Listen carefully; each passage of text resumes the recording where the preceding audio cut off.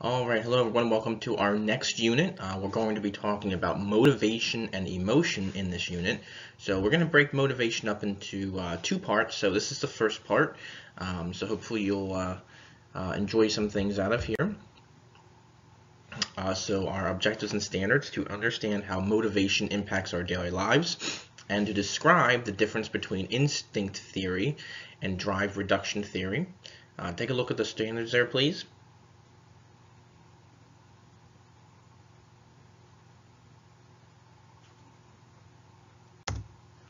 Desired results. So please think about this as we're going through the lesson today, because you'll have to answer this question at the end. What are the impacts of certain elements of motivation? So what type of things impact or what certain things motivate us? Some vocabulary here. Motivation is an internal state that activates behavior and directs it towards goals. Instincts, tendencies that are innate and determine behavior. Need, a psychological or biological requirement for an organism. Drive, state of tension produced by a need that motivates an organism toward a goal. And homeostasis is a tendency of all organisms to correct imbalances and deviations from their normal state. So what is the purpose of motivation? Well, most of psychology is concerned with what people do and how they do it. However, there is research on motivation and emotion that focuses on why people do things. So this has to relate to motivation. So internal states that activate behaviors and direct them towards a goal describe motivation. So this is, again, motivation is why people do certain things. Various psychological and physiological factors can also cause us to act a certain way at a certain time. So factors of motivation. Our lives are filled with motivation depending on situations that we are all dealing with. So think about yourself or others you may know. For example, maybe you're a student or you know somebody who's a student that studies all weekend with very little time for friends or anything else because they want to go to college. Well, we understand that person's motivation. Their motivation is good grades and staying focused on school because they want to get into a good college. Maybe it's yourself or somebody else you know that a person may work very long hours at their job because their motivation is to save money to buy a car. We can also see motivation in movies. Frequently, the central theme of a movie is motivation or emotion, such as maybe like, I don't know how many you've seen the movie Taken with Liam Neeson. Obviously, he's trying to get his daughter back, or maybe there's a movie where maybe it's a sick parent or a sick child, and a person's trying to find a cure for that disease, or whatever the case may be. So a lot of times in movies, even though we might not realize it, but there's something that's motivating those characters that's driving the movie or the plot of the movie. There are numerous ways to describe motives and emotions. Fear, pain, sorry, I should say starving, not staring, starving, anger, things like that. In psychology, conceptions of motivation can be expressed in daily language. I'm hungry, I'm thirsty, I'm tired, I'm sick. I'm angry, I'm sad. So a lot of times, our motives and our emotions can be described in how we talk daily. However,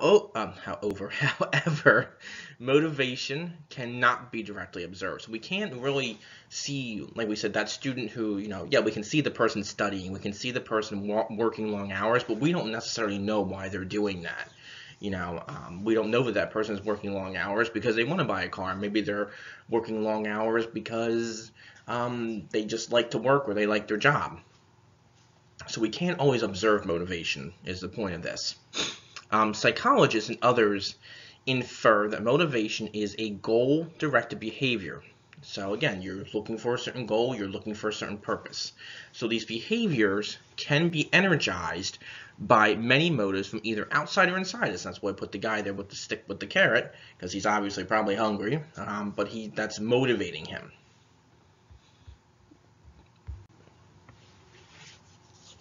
There's two theories we're going to talk about today. There's other ones as well, but today we're going to focus on two. The first one is instinct theory.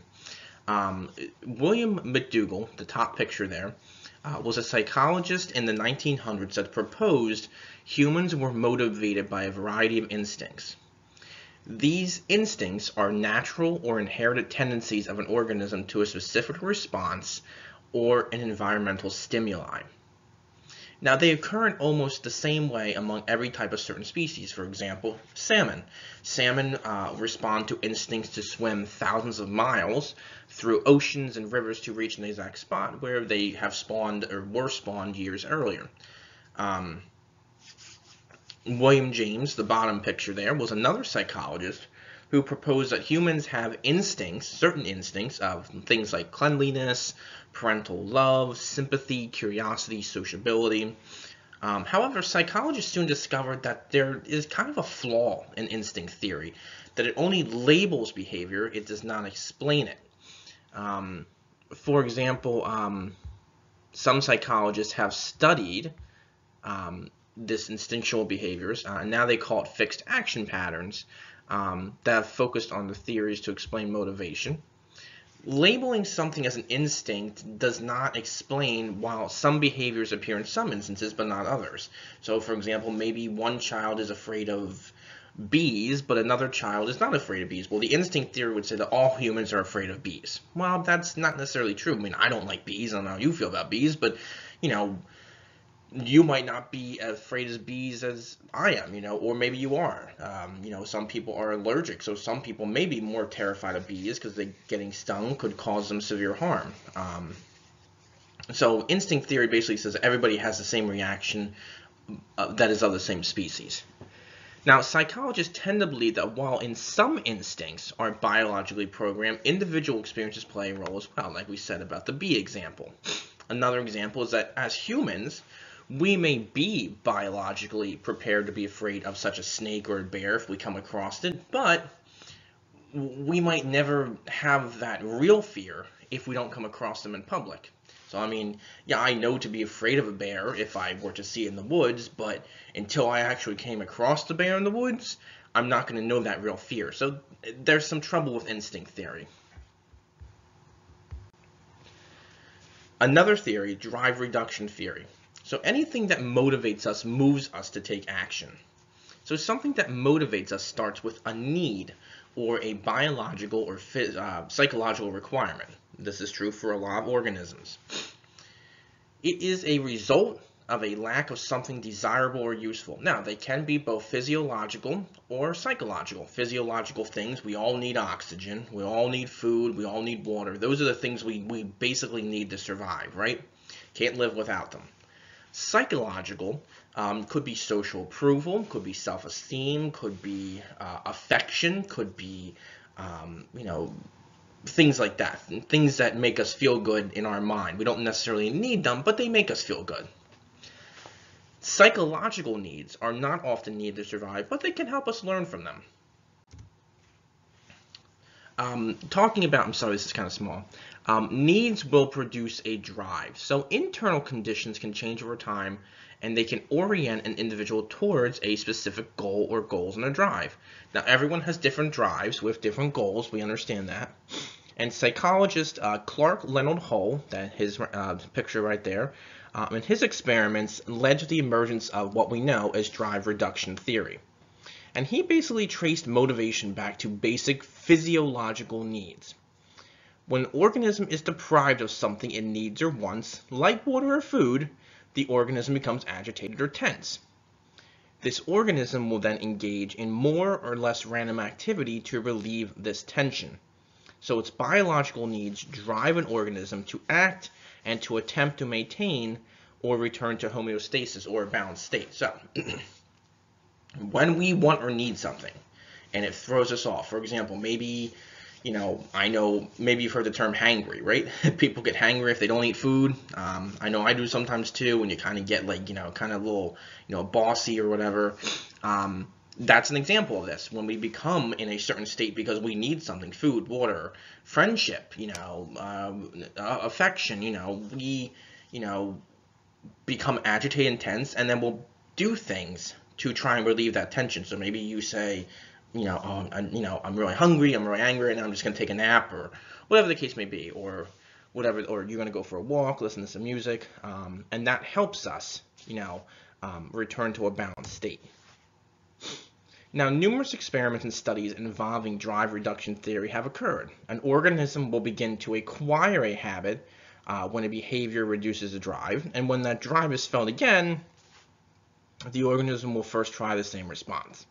So drive continues to happen until the organism needs are satisfied and it returns to preset optimal state. So again, like we were saying, trying to get back to a balanced state, and you're going to do whatever you need to do, whether it be getting food or a glass of water, or maybe calling your friend on the phone or whatever, or talking to a family member to help you fill that drive or that need again. Now, Hull and Harlow, Clark Leonard Hull suggests that all human motives, from striving for excellence to seeking affection, are extensions of basic biological needs. So Hull says, just like humans need oxygen and food and water, people need, the approval of others. They need affection. They need, calming when they're upset. Things like that. They're all tied together. Through conditioning and generalization, the need for approval becomes important in our lives then. So, we need to feel accepted. We need to feel loved or, friends and things like that. There was also an experiment by Harry Harlow and others that attempted to disprove that infants only cling to their mothers for hunger or thirst. So again, going back to instinct, saying all we need is biological needs, they tried to disprove that by saying, well, that's not necessarily true. So what they did, and the picture kind of explains it here, they took baby monkeys away from their mothers and put them in cages, along with 2 substitute mothers made of wire. Now, one substitute monkey had a bottle, symbolizing that, thirst and that need for hunger or whatever, but the other wire monkey had soft cloth with no bottle, so it was very comforting and soothing. And time after time, results showed that the baby monkeys, like you see in this picture here, preferred the soft cloth monkey over the monkey that had the bottle. So again, disproving the theory that all we need our parents for, or all we need from people, is food and and drink and things like that. The baby monkeys actually went to the the fake mother that was softer because it felt like a real mother, especially when they put like scary objects in the cage. The babies ran over to the mother that felt like a real monkey. So again, showing us that affection is part of our basic motivational needs as well. All right, so closing out here, what are the impacts of certain elements of motivation? Think about that. Hope you have a great rest of your day or evening, and I will talk to you guys soon.